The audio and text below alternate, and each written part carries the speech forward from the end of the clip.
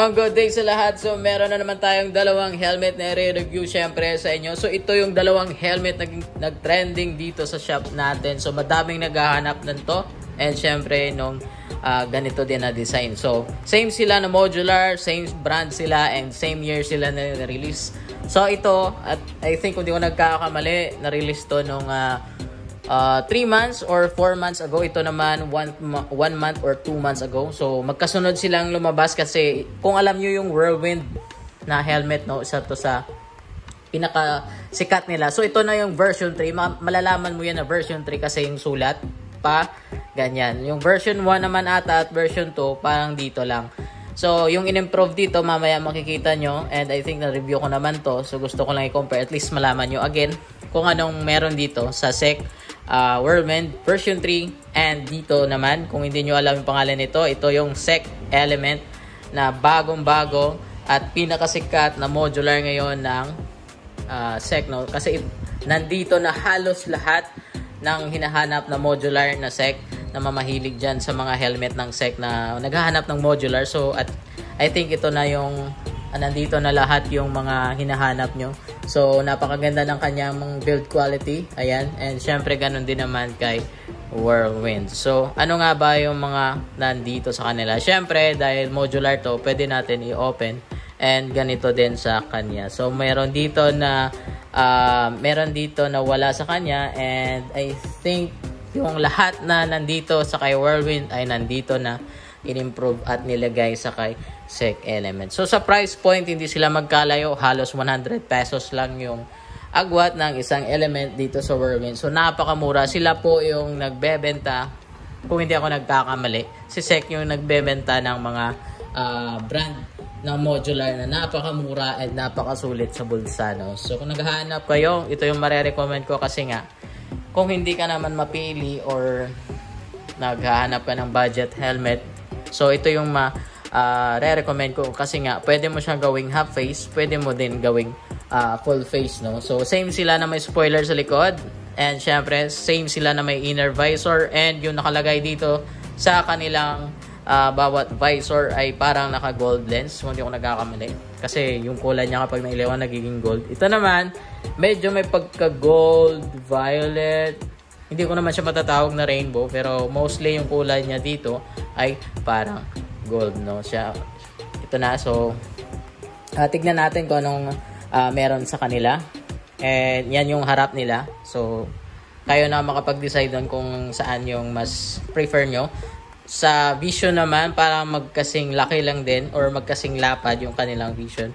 So same lang din sila na may air vents na dalawa sa itaas. Ganon din naman kay Whirlwind. Yung kay Whirlwind naman parang malaki yung switch dito.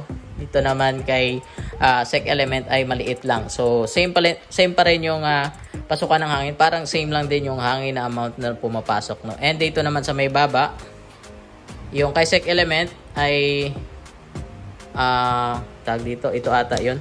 Yan lang yung pasukan ng hangin, parang minimalist lang. And ito naman sa kanya ay sa Whirlwind ay mas malaki ng konti. And syempre buksan natin. So kapag binuksan natin ang Whirlwind, so wala po siyang minimal lock dito or kung ano pa man. At dito naman kay SEC Element, meron siyang maliit na nakalagay dito, no? So syempre yung iba hindi gusto ng so ito naman kasi yung gantong design nito pa, yung sa ilong natin ay pwedeng i-remove. So kung sino naman yung gusto, kung trip niyo naman na hindi na may ganyan, pwede naman. So yung iba kasi tinatanggal to kasi para makita yung lahat na para maging malapad yung vision niya, no? So yun lang.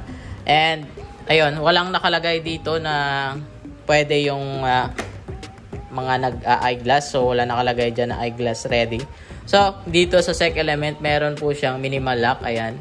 Dito naman kay Whirlwind ay wala. So yun nga, sinabi ko kanina na yung lahat na wala sa mga past na modular helmet ay nilagay na nila dito sa kanilang bago or pinaka-latest na modular dito kay SEC Element. So ayan. So sa vision, yun nga, para magka-same lang din yung lapad or ang lapad ng viewing kapag sinuot to.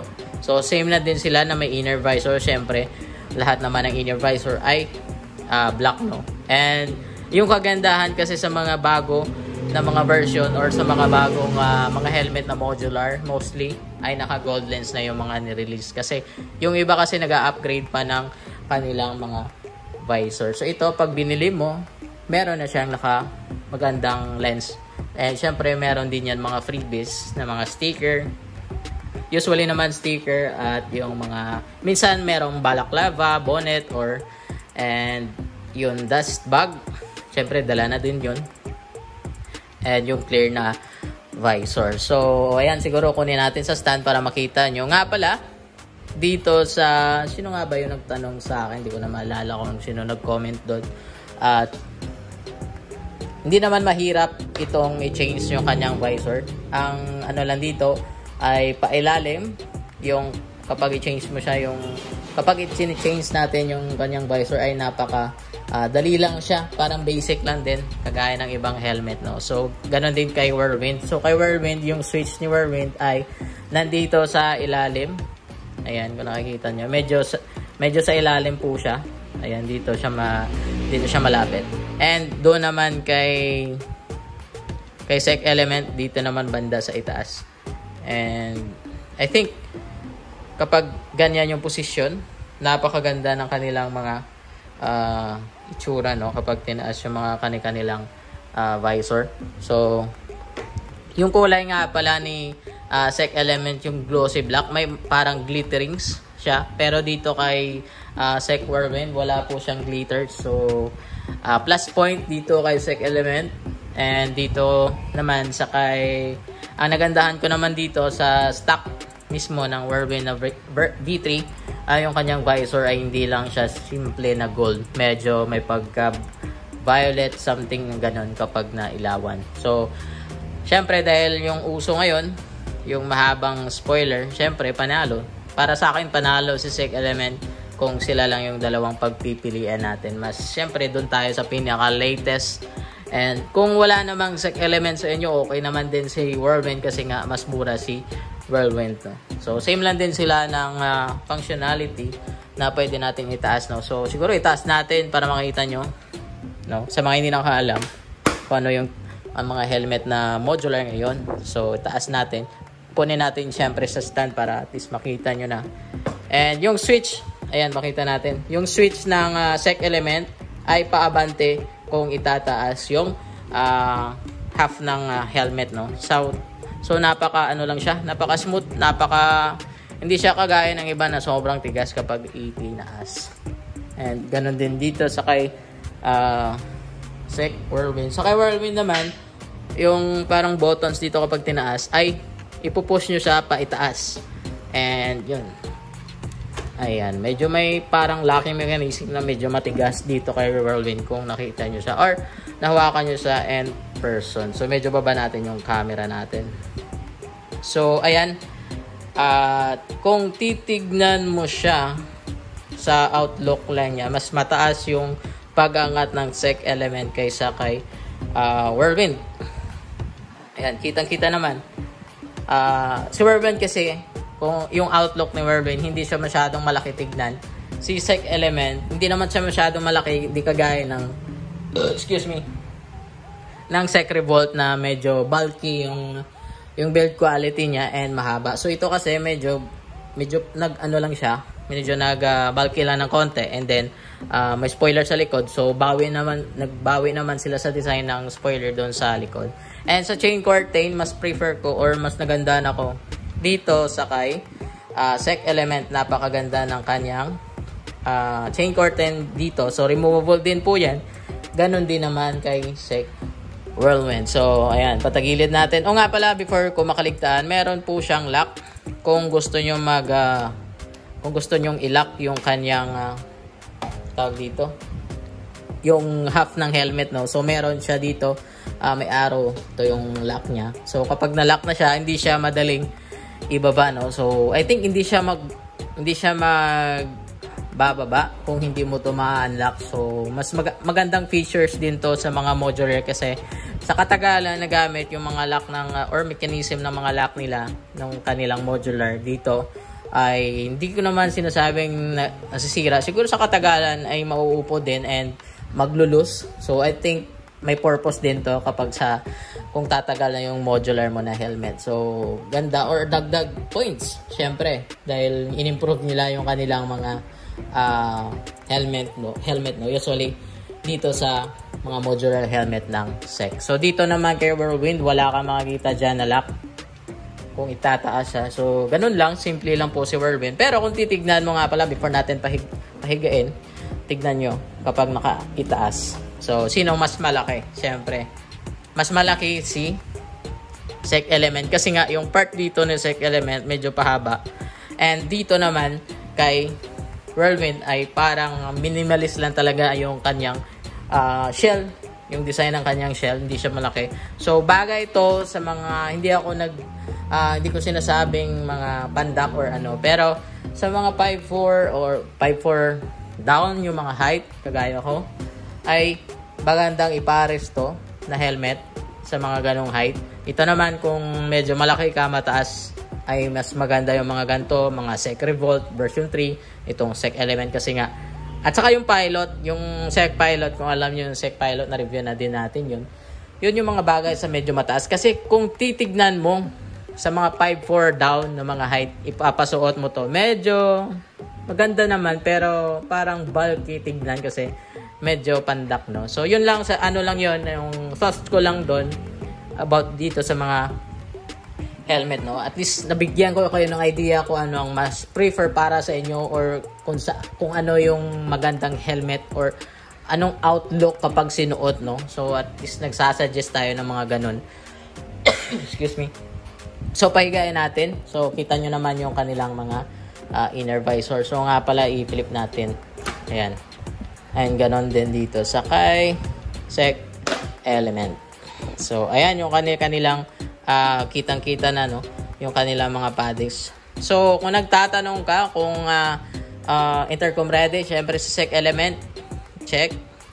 And dito naman sa kay SEC Whirlwind V3, so check. So kung gusto nyo lagyan ng mga intercoms, ready po sa SEC Whirlwind, and ganon din kay SEC Element, no. So medyo lapit natin para makita nyo yung napakagandang quality ng paddings ng SEC Element. Napakaganda ng kanyang build quality. Kung makapunta kayo dito sa shop or sa mga ibang shop, try nyo pong i-fit yung SEC Element versus sa ibang brand na modular, maliban lang sa mga carbon fiber na mga helmet, no. Tignan nyo muna or try nyong isuot yung SEC Element. So nagandaan talaga ako dito sa SEC Element na to. Napaka-smooth. Siya pa lang yung helmet na nahawakan ko as of now na napaka-smooth ng kanyang paddings sa dito sa may cheeks, sa itaas. So grabe. So kung ako magpa-price nito, hindi ganito yung price. Sobrang mura para sa gantong quality helmet. Meron na po siyang SOS or emergency pull dito. Tapos plus point pa, may reflectorize dito. And may parang tawag dito, napaka-smooth na tela. So sa katagalan siguro, I think ma-opak to. Maaalis. Pero kapag bago siya, napakaganda talaga. Hanggang doon sa may dulo or sa may itaas or sa bandang ulo talaga natin, yung sa bandang itaas. Napakasulit ng kanyang paddings na nakalagay. Super loaded yung word siguro na masasabi ko dito. About lang sa kanyang inner paddings or mga paddings or whatever na tawag dyan. Dito naman kay SEC Whirlwind ay hindi siya, kung i-compare lang natin syempre sa dalawang helmet na to, medyo mas smooth si SEC Element kasi nga ito yung pinaka-latest na modular nila and in-improve nila from version 1 ng Whirlwind to Revolt to Pilot. So nilagay nila dito yung mga improvement na yun. And dito sa kung meron kayong makitang SEC Whirlwind na version 3, yun yung bilhin nyo na lang kung walang SEC Element kasi napakaganda din. Napaka-simple lang siya, minimalist. Hindi siya masyadong napakakapal na mga paddings, no. So para sa akin parang sakto lang talaga siya sa price niya. Napakamura. Intercom ready. dual visor, syempre modular, and may reflectorized dito, and yung wala lang yung kanyang emergency pole dito. So medyo mahaba na yung video natin. So dito naman nga pala, before natin makaligtaan sa likod, yung nakalagay parang same lang din. Yung wala lang dito, ACR 22.06, wala kayong makikita dyan. So ang nakalagay lang ay CC, DOT, FMVS 218 certified, ganun din dito. Yung bigat naman sa helmet na to, parang same lang din, kung di ako nagkakamali, nasa 1,650. Hindi na siguro mag-i-excel doon. So usually naman talaga sa modular medyo mabigat, mostly maliban lang sa mga carbon fiber. Ganon din naman sa ibang brand na nahawakan ko ng mga modular, ganon din yung mga bigat nila, nasa 1.650 to 1.7 grams, I think 1,700 grams yung tawag. So yun lang, dito Franzan Design yung may nakalagay dito sa likod ng SEC element. Dito naman sa kay SEC ay SEC lang talaga, DOT certified, ICC, tapos yung size nya. So dito kay ewan ko kung bakit walang size dito. Yung size nito makikita mo doon sa loob ng paddings. Kay SEC Whirlwind may nakalagay dito sa labas. So yun lang, at least nakapagbigay ko ng idea sa inyo kung ano yung magagandang helmet na pwede nyong bilhin or pagpilian sa mga shop na mapupuntahan nyo. So again, salamat sa pagpanood na video na to. So sa next, i-compare din natin ito sa SEC Revolt para at least makita nyo kung sino yung mas malaki, sinong mas maganda, kasi gusto ko talaga i-compare to sa mga past modular ng brand na SEC, no? So yun lang sa video na to. Salamat sa pagpanood. Peace.